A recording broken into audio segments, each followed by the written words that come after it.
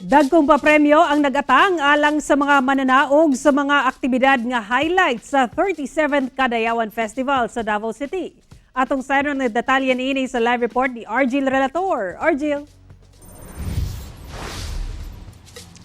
Sara ni abot sa sobra 56 million pesos ang gitaganang pondo alang sa mga aktibidad sa 37 Kadayawan sa Davao. Gani sa indak-indak sa Kadayawan pa lang, tag 1 million pesos ang grand prize alang sa open category ngun man sa Davao City School-based category.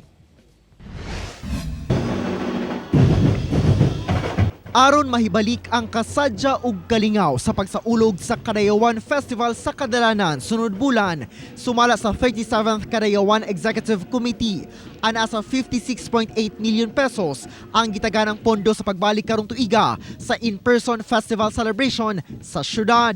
Already includes the repair and renovation of the tribal village. So the actual budget is something like 52 and 50% of it will be coming from the private stakeholders through sponsorships, which many naman at this time have already pledged and committed. 3 million pesos ang gitagana alang sa renovation sa 11 tribal houses sa Kadayawan Village sa Magsaysay Park. Gawas sa corona, 500,000 pesos sab ang mauli sa hiyas sa Kadayawan. 55,000 pesos ang makuha sa overall champion sa Dula Kadayawan. 200,000 pesos ang first prize sa Sayaw Kadayawan Open category. Samtang 150,000 pesos ang sa children's category. Ang grand winner sa Pitik Kadayawan makadawat og 200,000 pesos. 800,000 pesos sab ang premyo sa mananaog sa big category sa Pamulak sa Kadayawan. 400,000 pesos sab sa small category og 150,000 pesos sa alternative category.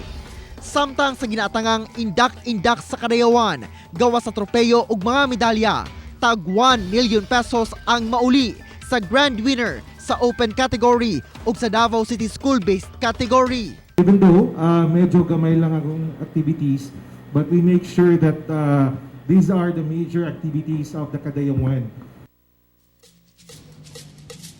Sara sa August 15 ang opisyal nga pag-abli o pagsugod sa Kadayawan sa Davao sa Magsaysay Park ug matapos kini sa August 21. Sara.